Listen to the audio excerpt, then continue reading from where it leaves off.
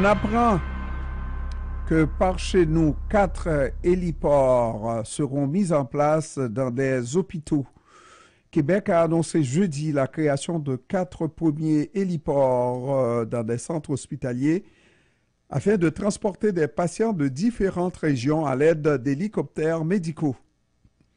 Ces héliports seront construits au centre hospitalier régional de Lanaudière à Joliette, à l'hôpital de Roberval au centre universitaire de santé McGill et à l'hôpital du Sacré-Cœur de Montréal.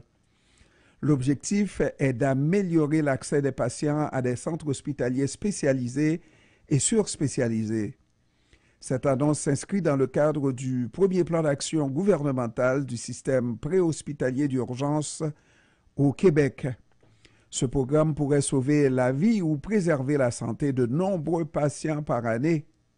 Malgré l'étendue de son territoire, le Québec est la seule province qui ne possède toujours pas de programme public de transport médical par hélicoptère, a indiqué l'entreprise Air Médic dans un communiqué.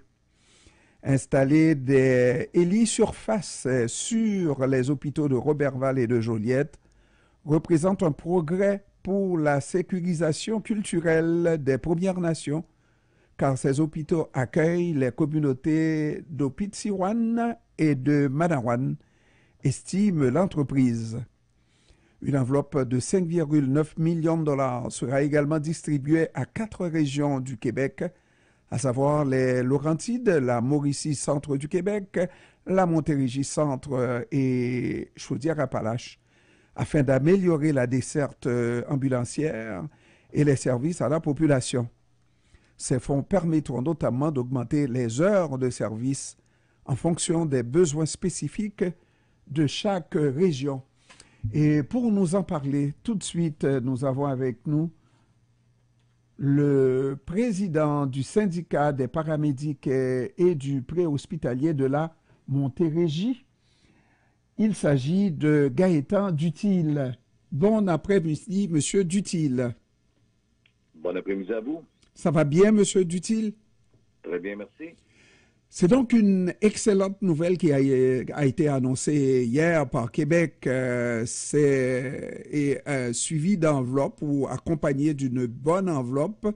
4 héliports seront mis en place dans des hôpitaux. Et au Québec, il paraît qu'on a été la dernière province à regarder dans cette direction-là. Effectivement, je pense que c'est un plus d'avoir des hélicoptères. En Montérégie, on est déjà en installation d'un projet pilote qui va s'appeler Hélico Secours. Donc, c'est un hélicoptère qui va être statué à l'aéroport de Saint-Hubert, qui va faire des transports là, de patients là, de tout centre hospitalier lointain pour les emmener à des hôpitaux spécialisés dans ce qu'ils ont besoin comme soins.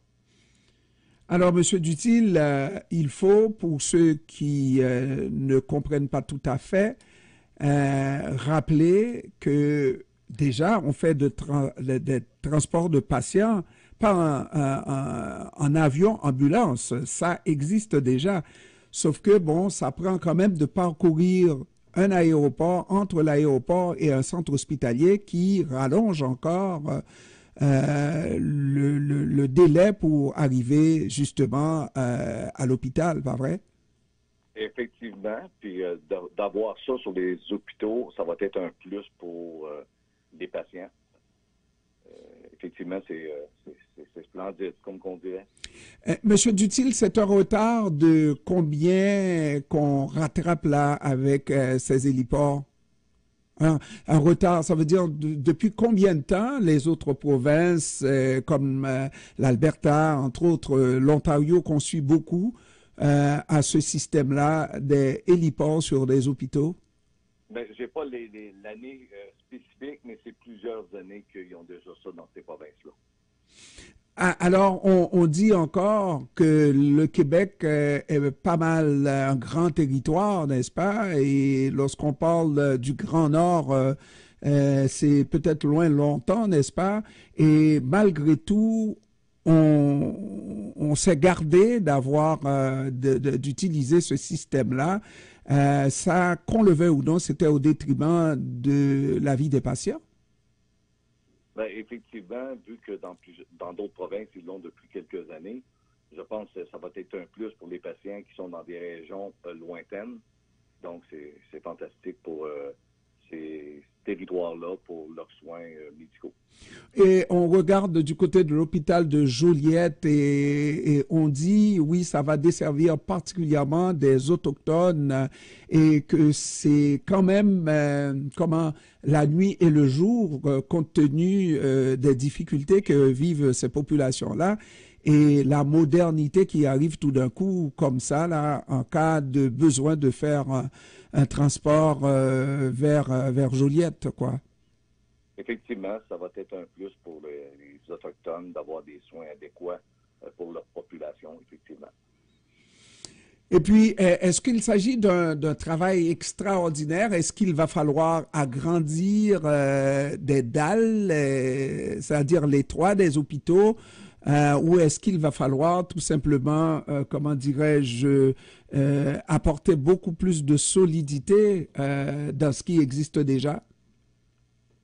Oui, probablement, mais on peut aussi les faire atterrir dans le stationnement de l'hôpital qui n'a pas besoin d'un transport ambulancier, mais d'aller les emmener en roulant avec la civière. Parce que pour faire poser un hélicoptère ou même décoller un hélicoptère, ça prend très peu de surface. Maintenant, c'est la manœuvre pour atterrir, n'est-ce pas, qui peut être dangereuse si on n'a pas suffisamment d'espace, c'est ça? Effectivement. Vous, là-dedans, là, qu'est-ce que vous faites comme paramédic et du pré-hospitalier? Qu'est-ce que vous faites? Ben, dans l'hélicoptère, il y a souvent un infirmière et le paramédic est là en soutien parce qu'on a certains actes que nous pouvons faire que l'infirmière ne peut pas faire. Donc, on se complète dans l'hélicoptère pour donner des soins appropriés jusqu'à la destination de l'hôpital. Alors, quand on dit pré-hospitalier, je comprends aussi que c'est avant d'arriver à l'hôpital, il faut que vous ayez les moyens de garder le patient en vie, si on veut. Hein? Effectivement. De le garder en vie jusqu'à l'hôpital, c'est comme sur la route, sur l'ambulance, c'est le même principe. On a des tâches qu'on a le droit de faire, qu'on maintient la personne en vie jusqu'à l'hôpital. C'est-à-dire incluant de pouvoir intuber, de pouvoir infuser, tout ça? Effectivement, avec les nouveaux paramédics qu'on appelle les PSA, c'est des soins avancés qui sont à l'université, donc qui ont beaucoup plus de tâches que le TAP de base. Donc, on peut se servir d'eux autres pour ces transferts-là qui ont beaucoup de médications qui peuvent donner de plus que des TAP. Lorsque l'infirmière rencontre le paramédic et qu'ils ne se connaissent pas, comment ils s'entendent finalement? Je vous dirais qu'en général, même dans les centres hospitaliers, le climat est très serein entre les infirmières et les paramédics dans les régions et qui va être probablement le même développement au niveau de l'hélico qui va se faire, là, comme qu'on fait dans les hôpitaux. Alors, ce que je veux dire, c'est lorsqu'on ne se connaît pas, j'imagine que les paramédics sont entre eux, c'est la même compagnie qui voyage entre eux, mais maintenant il y a une infirmière, c'est une discipline différente, le paramédic, c'est une autre discipline. Comment ils arrivent à s'entendre? Déjà, ils se parlent la même langue, c'est déjà un grand bien, mais maintenant, comment ils s'entendent sur les fonctions de l'un et de l'autre ou des uns et l'autre, surtout l'autre qui est l'infirmière? Bien, comme je vous ai dit, on a chacun nos tâches en connexe qui se complètent. L'infirmière peut donner certaines choses. Nous, on peut intuber que l'infirmière ne peut pas, mais on s'ajuste très bien avec les infirmières, même si on ne la connaît pas. On a des... Comment que je pourrais vous dire, mais c'est qu'on a des tâches à accomplir, autant l'infirmière que nous, puis on les ensemble pour donner un meilleur soin aux patients. C'est même si les formations comment je pourrais dire, ne sont pas les mêmes, mais elles se complètent et puis c'est une technique qui se fait, qui roule naturellement, c'est ce que je comprends? Oui, effectivement. Moi, ça fait depuis 40 ans que je pratique et que j'arrive avec une nouvelle infirmière, j'ai mon protocole à suivre, elle a le sien, qu'on s'adapte un à l'autre. Mm. Ben, c'est formidable. On dit que c'est une journée extraordinaire que hier d'avoir pris cette disposition. J'imagine que ça fait un certain temps aussi qu'on militait du côté des paramédics pour en arriver à ça, c'est-à-dire l'installation de ce type de transport-là hein, par hélicoptère. Oui, pour les régions éloignées, c'est superbe. Par contre, quand on regarde la sortie hier, c'est fantastique, mais par contre, pour les ambulances sur le territoire rural, il y a beaucoup d'ajustements qu'on doit faire pour donner quand même un bon service à la population. Mm-hmm. Et puis c'est toujours ça l'objectif, donner un bon service à la population. Moi, j'ai dit récemment que j'ai fait une entrevue avec un paramédic de Laval, je crois, Montréal-Laval. J'aurais dit, moi, ma crainte, ça serait d'avoir sur l'ambulance, hein, sur route, d'avoir un accident parce qu'il faut aller vite et sûr, vite et bien et sûr, et surtout de ne pas avoir d'accident. Effectivement, la conduite doit être exemplaire quand on fait un transport. Donc, on dit tout le temps, on ne risquera pas la vie du patient, la vie des deux ambulanciers, mais il faut avoir une conduite exemplaire pour se rendre sur les lieux d'un hôpital. Gaëtan Dutil, président du syndicat des paramédics et du préhospitalier de la Montérégie. Monsieur Dutil, je vous remercie d'avoir pris du temps pour nous cet après-midi, mon cher. Ça m'a fait plaisir, monsieur. Merci. Au revoir. Au revoir.